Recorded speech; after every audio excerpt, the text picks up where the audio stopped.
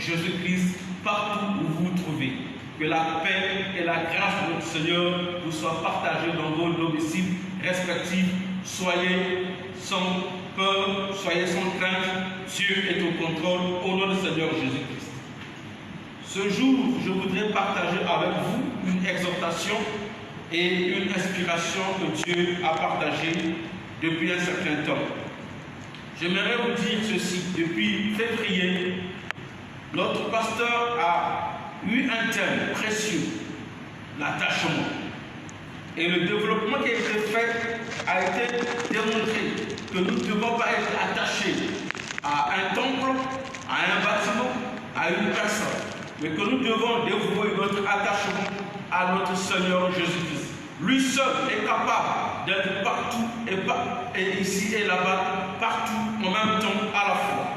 Il est le seul qui soit capable de nous protéger. Et voilà, la parole de l'homme de Dieu était tombée à propos. Et voilà le temps qui est venu aujourd'hui où si tu n'es pas attaché à Dieu, tu es emporté par les vents qui soufflent maintenant. Mais maintenant, je vais revenir au thème de l'année. Le thème de l'année m'a inspiré. Il est dit ceci dans ce que nous avons étudié ces derniers temps. Sur ta parole, je jeterai le fil, disait Simon-Pierre. Mais lorsque nous lisons Luc 5, le verset 5, nous voyons que Simon dit ceci au Seigneur. Nous avons travaillé toute la nuit sans rien prendre. Voici un homme, une personne, un homme habile, pécheur né, qui a travaillé toute la nuit et qui n'a pas eu de poisson. Certainement, quand j'ai réfléchi, j'ai dit, mais il a travaillé selon quelle connaissance? Il a travaillé avec ses connaissances empiriques, il a travaillé avec les connaissances de ses compagnons, il a travaillé comme d'habitude. Mais une chose qui m'intéresse, c'est que lorsque le Seigneur arrive, il veut se servir de sa barque. Et la barque ici, c'est quelque chose de très important. La barque, pour un pécheur, c'est un endroit où il garde tout ce qui est précieux pour lui. Ses filets, ses hameçons, ses barques, son poisson pêché. Tout ce qui est important se trouve dans sa barque. La barque ici symbolise, mes frères et sœurs, notre cœur. Le cœur qui renferme tout ce qui est précieux pour nous. Mais le Seigneur dit à Pierre, donne-moi ta barque.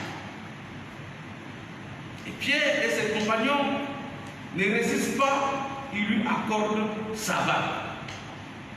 Et oui, mes frères et sœurs, Dieu maintenant nous appelle à lui livrer notre cœur. Nous devons lui accorder notre cœur. Et la parole de Dieu dit, le Seigneur utilisa cette barque pour annoncer la parole de Dieu. Donc notre cœur sera utilisé pour contenir la parole de Dieu. Mes frères et sœurs, il est plus que temps que notre cœur contienne la parole de Dieu. Les temps sont mauvais. Plus personne ne sera peut-être capable de mouvoir. Mais je crois que ces temps-ci nous enseignent plus que tout. Nous devons livrer notre cœur à Dieu pour qu'il l'utilise et pour qu'il mette sa parole là-dedans. Et ainsi, sur cette parole, fondée sur cette parole, prenons appui sur cette parole, nous pourrons aller plus loin dans les eaux profondes. Nous pourrons aller plus loin dans les épreuves. Nous pourrons aller plus loin dans les difficultés. Nous pourrons résister face à l'angoisse. Nous pourrons résister face à la tentation. Mes frères et sœurs, si nous n'avons pas la parole de Dieu, nous ne pourrons pas résister. Le monde est dans les difficultés aujourd'hui. Mais je crois que là, Dieu est assis sur son trône. Et Dieu n'est pas inquiété. Parce qu'il a le plan parfait de l'évolution de toutes choses. Il me souviendra, mes frères et sœurs, de Jean 11, l'histoire de la mort de Lazare et de sa résurrection. Les émissaires étaient envoyés auprès de notre Seigneur pour dire à notre Seigneur, celui que tu aimes bien est malade. Dieu a tellement aimé Dieu a tant aimé le monde, dit la Bible. Mais le monde est malade. Ces temps-ci démontrent que le monde est malade. Les scientifiques sont incapables. Les politiciens sont incapables. Les peuples sont dans la tourmente. Le monde est malade. Le monde que Dieu a tant aimé est malade. Mais il nous semble que notre Dieu n'est pas ébranlé par cela. La nouvelle est forte. Lazare est malade.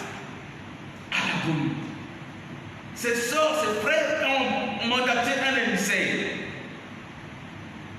Et le Seigneur est encore tranquille, assis sur son trône. Que Dieu soit béni. Le Seigneur est tranquille. Le Seigneur fait son travail. Le Seigneur est dans sa dispensation. Le Seigneur a la maîtrise de tous les composants de ce monde. Et même s'il est malade, le Seigneur dit que cette maladie n'est point à la mort. Eh oui, mes frères et sœurs. Nous qui avons cru en Jésus-Christ, nous avons cette certitude, nous avons cette foi que cette maladie ne nous mènera pas à la mort. Mon frère, ma soeur, n'écoute pas ce que le monde dit. N'écoute pas ce que ta connaissance dit. N'écoute pas ce que les scientifiques diront. N'écoute pas ce que WhatsApp dit, ce que les réseaux sociaux sont en train de propager. Mais écoute la parole de ton Seigneur. Celui qui t'a créé, celui qui a créé le monde, il a la maîtrise parfaite. Et il dit que cette maladie n'est point à la mort. C'est un enseignement que Dieu nous donne. Et le pasteur avait déjà, inspiré par Dieu lui-même, institué auprès de nos familles les cultes. C'était quelque chose qu'elle avait déjà prédit.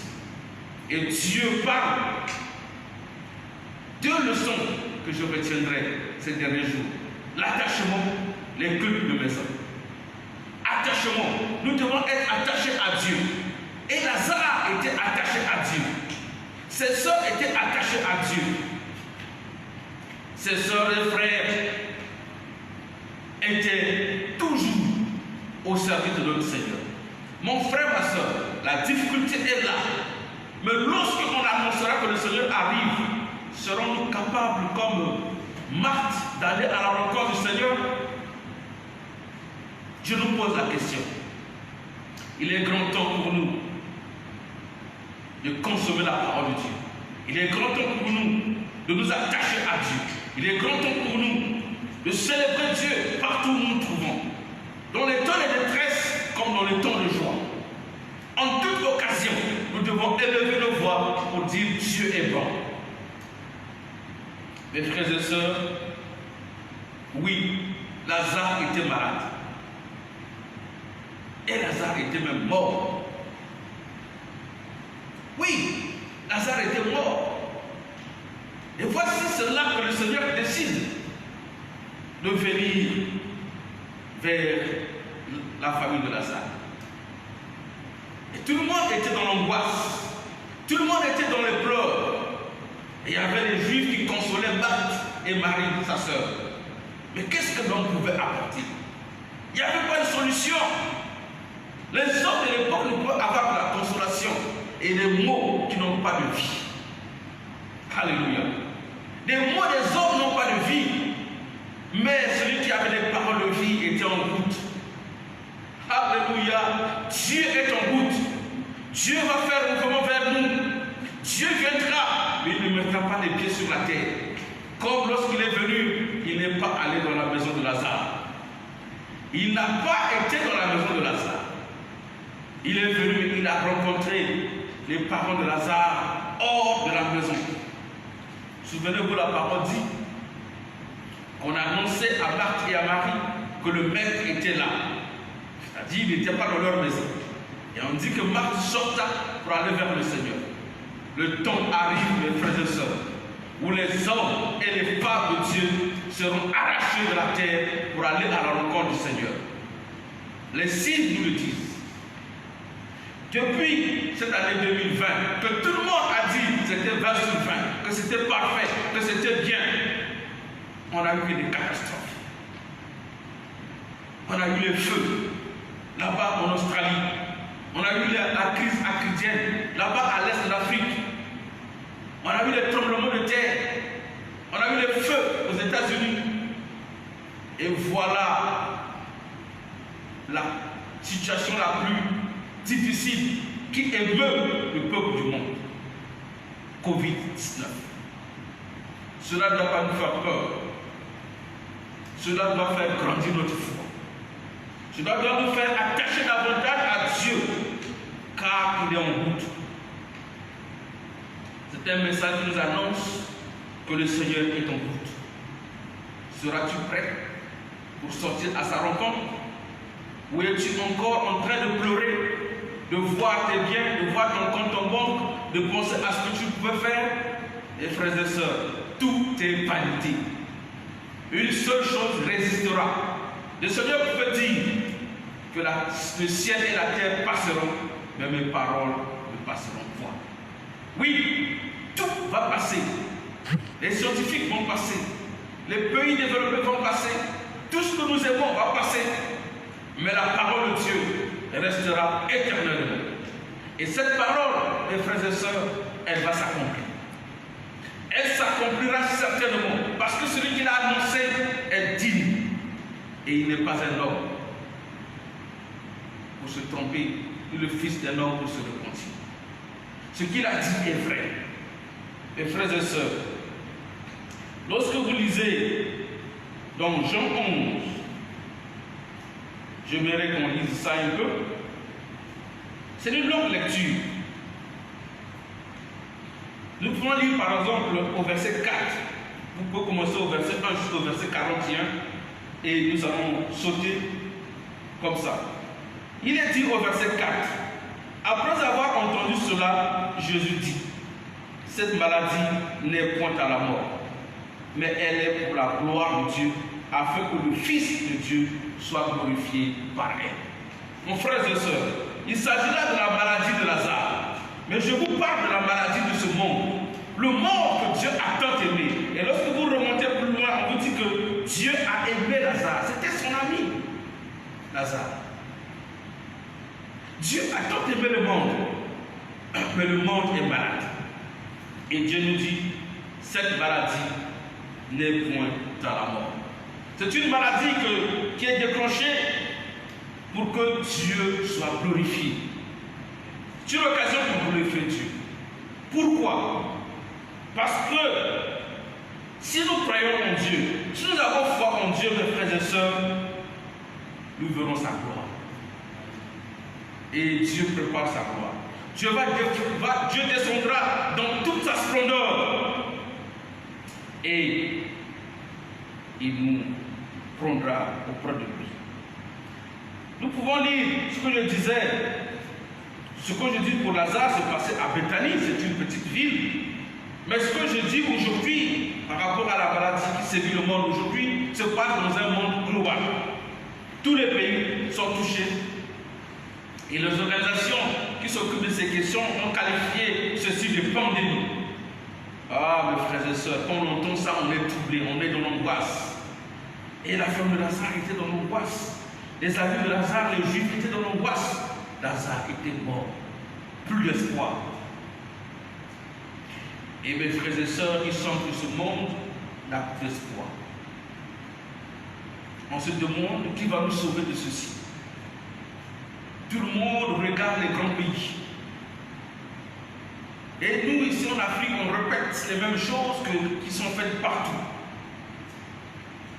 Mes frères et sœurs, le salut nous vient de l'Éternel. Le salut nous vient de Jésus-Christ. Lui seul a les clés du séjour des morts. Lui seul peut nous délivrer de la mort. Personne. Mes frères et sœurs, avant cet événement, avant cette crise que nous vivons aujourd'hui, les gens mouraient. Où est-ce qu'ils étaient? Est-ce qu'ils avaient de l'espoir lorsqu'ils mouraient? Ceux qui meurent aujourd'hui en grande masse, oh que Dieu ait pitié d'eux. Mais nous qui sommes encore en vie, quelle décision prenons-nous par rapport à la parole de Dieu? Qu'est-ce que nous allons faire? Est-ce que nous allons rester en train de pleurer Thomas qui est mort? Non, je dis Thomas. Lazare. où nous devons lever nos yeux vers le Seigneur.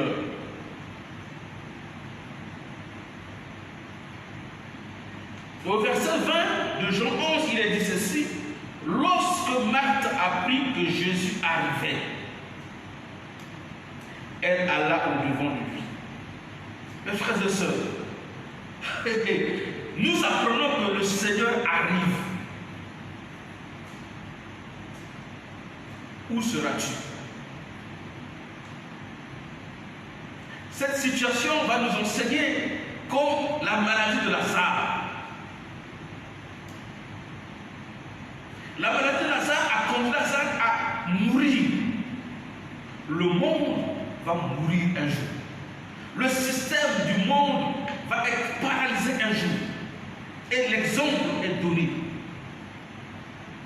Ça doit nous interpeller. Ça doit nous enseigner. Mais auras-tu la capacité, comme Marthe, lorsque tu apprendras que le Seigneur arrive, iras-tu vers le Seigneur? Ou resteras-tu dans la ville morte, où il y a la mort?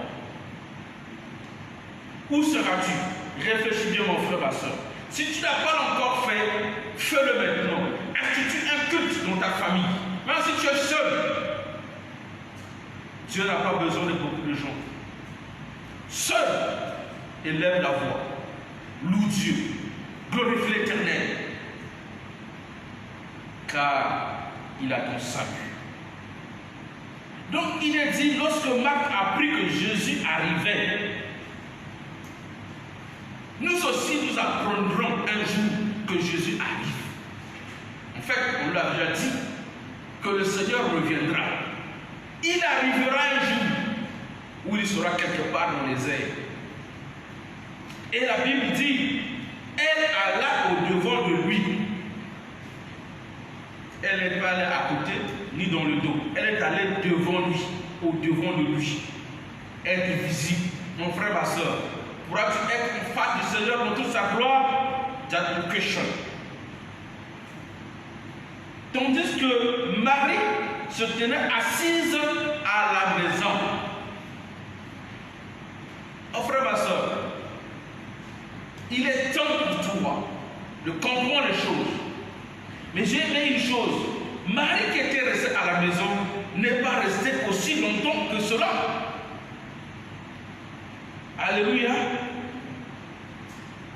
Marie n'est pas restée en train de regarder les séries télévisées à la maison, en train de suivre la consolation, en train de recevoir le lot de la consolation apportée par les Juifs. Marie n'est pas restée là. Marie aussi se levait lorsqu'elle a appris. On dit au verset 29, dès que Marie eut entendu quoi? Que le Seigneur était là où, quelque part dans la ville, pas chez eux à la maison. Le Seigneur n'arrive pas à la maison.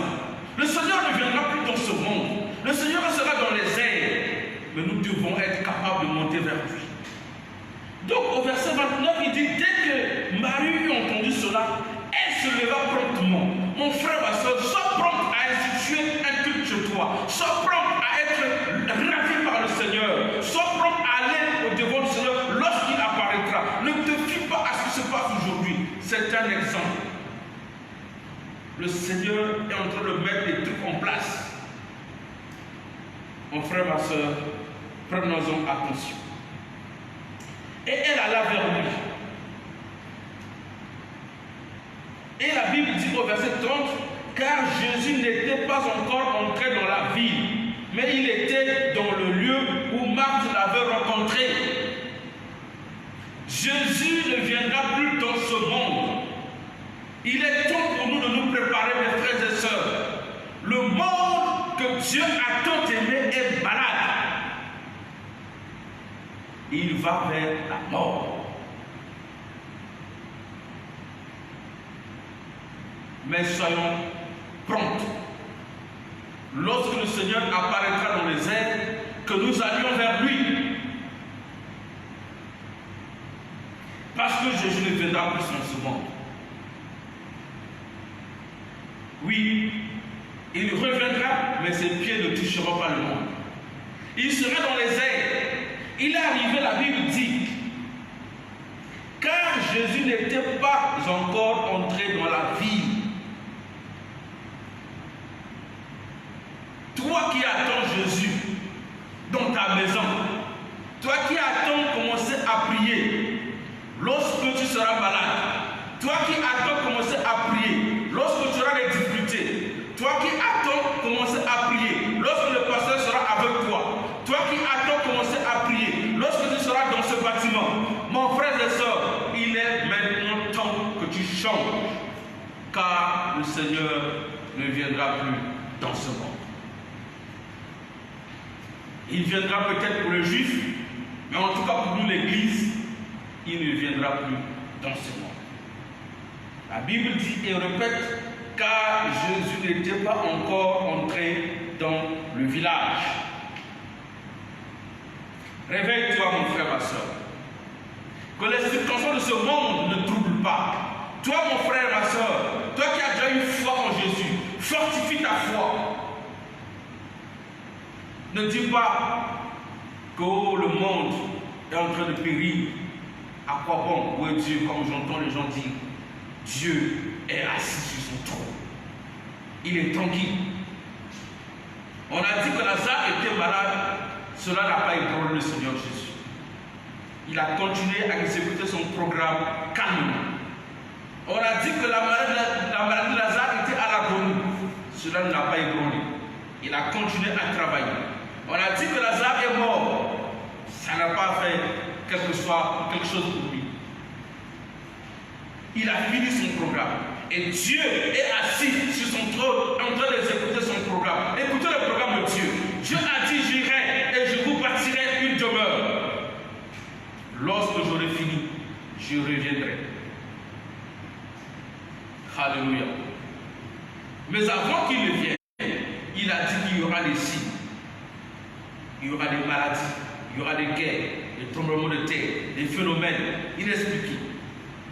Et nous y sommes, mes frères et sœurs. Que cela ne vous trouble point. Parce qu'en Jésus-Christ, nous avons la paix. Nous avons la paix. Et Marthe et Marie, toutes les deux disent, Seigneur, si tu étais là, notre frère ne serait pas mort. Et le monde est en train de crier, qui va nous sauver? Mais sachez que le monde a rejeté le Christ. Il y aura un temps où on va fermer les églises, où on va chasser Dieu, où on ne voudra plus entendre les gens qui parlent de Jésus-Christ. Ce temps arrivera. Et le Seigneur ne sera plus là. Et la mort va régner. C'est le cas ici. Jésus était avec Lazare, son ami. Lazare était en bonne santé. Mais le Seigneur n'était pas là. La mort a frappé. Lorsqu'on n'a pas Jésus, on est exposé à la mort. Et lorsqu'on a Jésus, on est exposé à la vie. Car Jésus, c'est la vie. Alléluia. Et les deux dames disent à Jésus que si tu avais été ici, notre frère ne serait pas mort. Il y aura des reproches comme ça, j'entends ici et là, que les pasteurs doivent faire des miracles aujourd'hui, parce qu'ils se disent, pasteurs, ils ont la parole de Dieu, ils doivent guérir aujourd'hui. Dieu n'est pas comme ça. Dieu a son plan. Son plan doit être mené à terre. Et c'est le plan de Dieu. Lui, il a prévu qu'il y aura des situations comme ça. Et nous bénissons le nom de Dieu parce que nous le vivons de nos yeux. Car c'est une occasion inédite. Les hommes passés, ils ont subi des guerres. On a parlé de la première, deuxième guerre mondiale. Mais ils n'avaient jamais ébranlé le monde comme le Covid-19. c'est une occasion inédite de voir que tout le monde entier se trouve dans l'angoisse et que nous sommes là, gardons notre calme en Jésus-Christ, parce que nous savons en qui nous avons cru. Il est capable de nous sauver à tout moment, selon son bon vouloir. Et lorsque le Seigneur arriva, il dit, si tu étais ici, notre frère ne serait pas mort. Le Seigneur avait déjà dit que cette maladie n'est point à la mort. Il a dit aux disciples, aux gens qui étaient à côté de lui, aux gens qui le côtoyaient, aux gens qui étaient avec lui dans le plan, mon frère, ma soeur, si tu es dans le plan de Dieu, tu connaîtras les choses que les gens ne connaîtront pas. Les disciples qui étaient avec Jésus, là où Jésus se trouvait, il avait su déjà que la maladie de Lazare n'était point à la mort. Tu es troublé, mon frère, ma soeur, parce que tu n'as pas Jésus en toi. Si le Seigneur est avec toi, tu aurais compris que cette maladie, c'est pour que Dieu soit glorifié. C'est pour que le peuple qui se trouve encore loin de ce Seigneur, il se retourne vers le Seigneur, Dieu Tout-Puissant. Mes frères et sœurs, je nous exhorte, comme le pasteur d'ailleurs l'a déjà fait, à nous attacher à Jésus-Christ. Première chose. Attachons-nous à Jésus, pas à un homme, pas à un système, pas à ce monde. Voilà, le monde est en train de se perdre. Pas aux grands musiciens, aux grands stars de ce monde. Ils peuvent partir comme des feuilles mortes. Pas au bâtiment de l'église. On a fermé, l'État a fermé les églises. On ne peut plus y aller prier. Mais si tu es attaché à Jésus, ceux qui étaient attachés à Jésus avaient déjà su que la maladie de Lazare n'était point à la mort. Mon frère, si tu es attaché à Jésus, tu comprendras que cette situation n'est point pour ta mort. Cette situation est pour que tu glorifies le nom de l'Éternel. Première chose. Deuxième chose, mon frère, ma soeur, c'est à toi de prendre cette décision. Élever un culte dans ta maison. Adore Dieu. Bénis Dieu pour ce qu'il fait. Car il fait tout ce qu'il fait est bon. Et il fait toutes choses bonnes en son temps. C'est le temps que Dieu a choisi pour nous de voir cet événement. Mon frère, ma soeur, que ton cœur ne se trouble point, car Dieu a vaincu le monde. Oui, il a vaincu le monde et il a même vaincu la mort. Si bien que l'apôtre Paul peut dire, mort, où est ton aiguillon? Mon frère, que cela ne te trouble pas. Nous ne sommes pas des fous. Nous sommes des gens de foi. Et lorsqu'on a la foi, on est capable de sauver son âme. Oui, on est capable de sauver son âme. La Bible dit, crois en Jésus, tu seras sauvé, toi et ta femme. Mon frère, il est plus que temps. Ma soeur, il est plus que temps de croire en Jésus. Marthe et sa soeur Marie avaient cru en Jésus.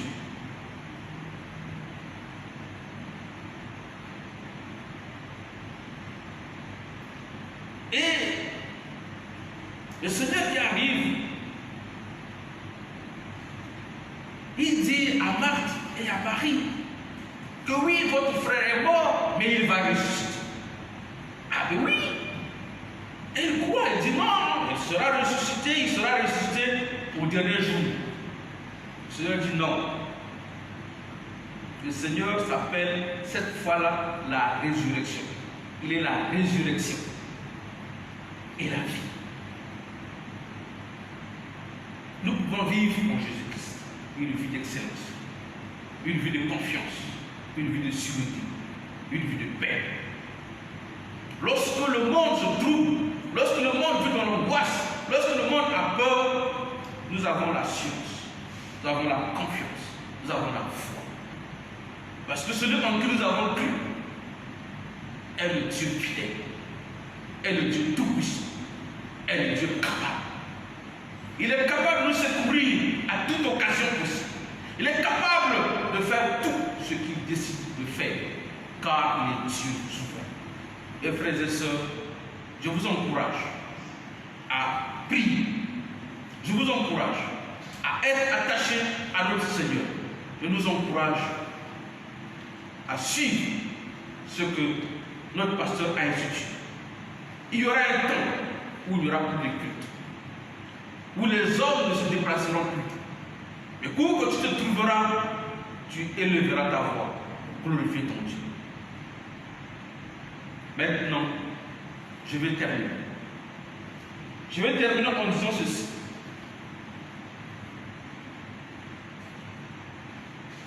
Écoutez ce que, au verset 47, le complot. Il y a un complot contre l'Église, il y a un complot contre Jésus.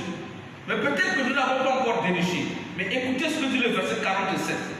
Alors les principaux sacrificateurs et les pharisiens s'assemblèrent le Sanhédrin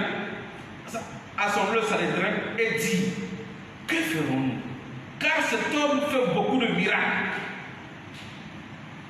Le Seigneur est capable de nous délivrer de toute situation. Écoutez le verset 48. Si nous le laissons faire, tous croiront en lui, et les Romains viendront détruire et notre vie et notre nation. Mon frère, ma soeur, le complot est là. Mais qu'est-ce que tu vas faire? Il y aura un temps où les Romains viendront détruire la nation de Dieu, l'église de Dieu. Il cherchera à la détruire. Mais toi, que feras-tu? Mon frère, ma soeur, je prie Dieu que par ces petites paroles, par ces mots balbutiants, que ton cœur soit saisi, car le Seigneur a demandé à Pierre la bague. Le Seigneur te demande ton cœur. Donne-lui ton cœur. Laisse-lui travailler dans ton cœur. Qu'il soit avec toi, maintenant et à jamais. Dans le nom de Jésus-Christ, nous avons demandé Amen. Que Dieu vous bénisse.